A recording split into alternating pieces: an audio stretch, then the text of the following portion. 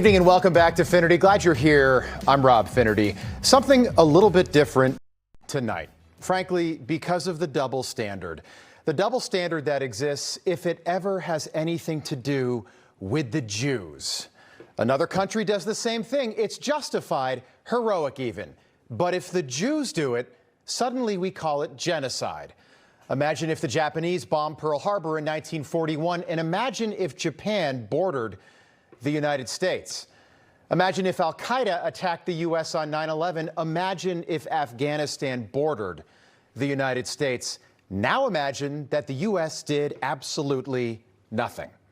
It's probably hard to imagine that because that would never happen. The day after Pearl Harbor, the United States declared war on Japan, and 4 years later, the U.S. became the only nation on Earth ever to use a nuclear bomb, dropping 2 of them on Japanese cities. Hundreds of thousands of innocent people were killed and are still dying, but no one accused the United States of genocide. I ask that the Congress declare that since the unprovoked and dastardly attack by Japan on Sunday, December 7th, 1941, a state of war has existed between the United States and the Japanese Empire. And everybody clapped after that. After 9/11, the U.S. declared war on Al-Qaeda and the Taliban, and the 20-year war on terror began. It still hasn't ended. And the United States invaded Afghanistan and Iraq for no reason at all. Thousands of innocent people would die, but no one accused the United States of committing genocide. On September the 11th, enemies of freedom committed an act of war against our country. Americans have known wars, but for the past 136 years, they have been wars on foreign soil, except for one Sunday in 1941. And everyone clapped.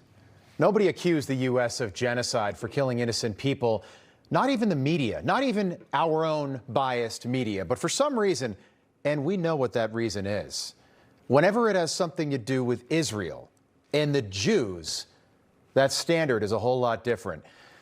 2 years ago, Hamas terrorists crossed the border into Israel on a Saturday morning and slaughtered over 1,200 innocent people. They raped corpses. They murdered children in their sleep. They killed the elderly. They killed indiscriminately. They took 250 hostage, including Americans. It was the deadliest day for the Jewish people since the Holocaust.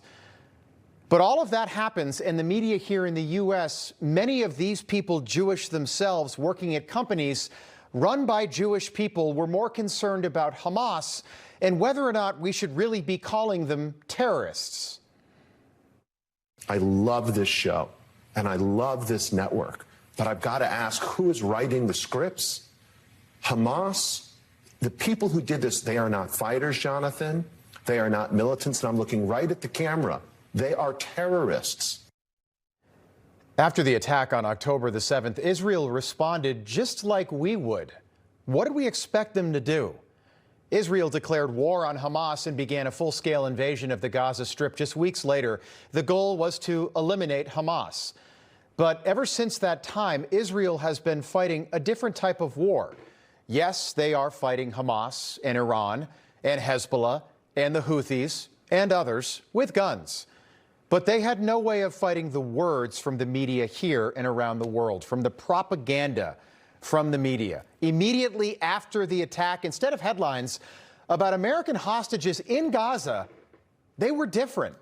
The New York Times writing, "Why a Gaza invasion is wrong for Israel," and "Will there be a World War III if Israel invades Gaza?" The Wall Street Journal writing about the hellscape that awaits Israel in a Gaza invasion. That was right after the attack.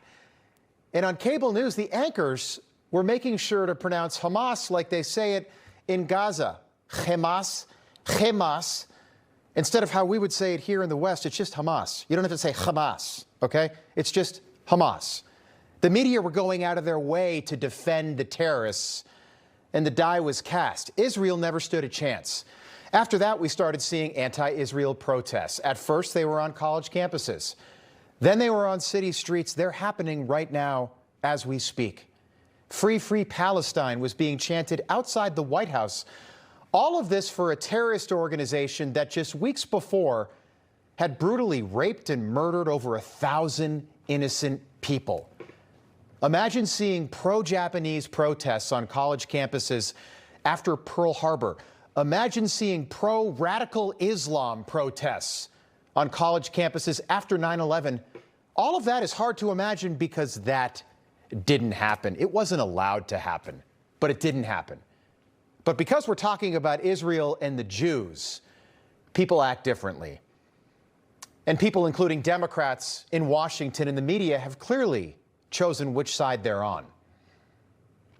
2,200 American servicemen killed at Pearl Harbor. We go on to kill 3.5 million Japanese, including 100,000 in one night. 2,800 Americans in 9/11. We go on to kill 400,000 people in Afghanistan and Iraq. We weren't accused of genocide. Jews are not allowed, and Israel is not allowed to prosecute a war. And they are prosecuting a war more humanely than we have done. There's just a different standard for Jews in Israel when it comes to prosecuting a war. They're allowed to fight back to a truce. But unlike America or any other Western nation that has attacked us viciously, they're not allowed to win a war. Al Jazeera with this headline today on the 2-year anniversary of the death of 1,200 people, innocent people. Israel's genocide continues across Gaza 2 years since the start of the war. What are these people thinking? What are they doing? Israel's being accused of genocide in Gaza, which is very strange because Israel has sent over 10,000 truckloads of food into Gaza. We don't know if it reaches the people of Gaza because Hamas steals most of it. But it means that Israel is feeding the people who attacked them. Think about that.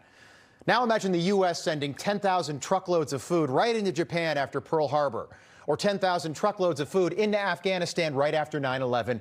That would never happen. That didn't happen. We didn't do that. But when it's Israel, when it's the Jews, it's different. And we say that knowing full well what many on the right are now saying about Israel. We have heard what Tucker has said and others. And we agree that Benjamin Netanyahu has probably not managed this war perfectly. I'm not sure anyone could. And we agree that perhaps Israel, a country the size of Connecticut with 10 million people, might play an oversized role in our politics here. But we are also able to separate the two, especially today. Hamas attacked Israel. It wasn't the other way around. Hamas attacked Israel, and the media don't like how Israel responded to that attack, so they have lied about this war and lied about Israel. According to the Palestinian Ministry of Health, which is run by Hamas, a terrorist organization, there have been over 60,000 deaths in Gaza over the last 2 years. The problem with that, of course, is that there is no way to verify that. No way. But NPR and PBS, who we defunded, and the Associated Press, and the Washington Post, and many others all took the word of a terrorist organization over the word of Israel. They took the word of terrorists over the word of our allies. And because of all of that, people are now against Israel. The Washington Post, with a poll this week, 61% of American Jews say Israel is committing war crimes in Gaza, and 40% say Israel is committing genocide. That's almost half the country. And it's happening because of the propaganda from our own media. 2 years after the most horrific terrorist attack we've seen since 9/11, the world is against Israel.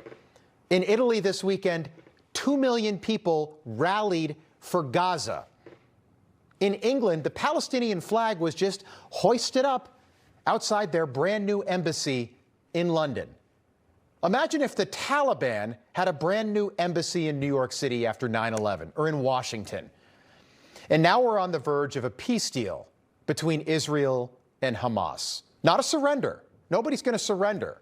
It's going to be a peace deal where Hamas will take part in setting the terms. Think about that. Imagine if we did the same thing with Japan or Germany or Al-Qaeda. Imagine if it was anything other than a full unconditional surrender in World War II. No army for Germany, no army for Japan for decades. That's the way it was. We wouldn't allow it. And now think about the last 2 years for Israel, who 4 in 10 Americans are against. They are fighting an enemy that they can't shoot back at. They're fighting the world's media all over the world, and it's a fight that they lost.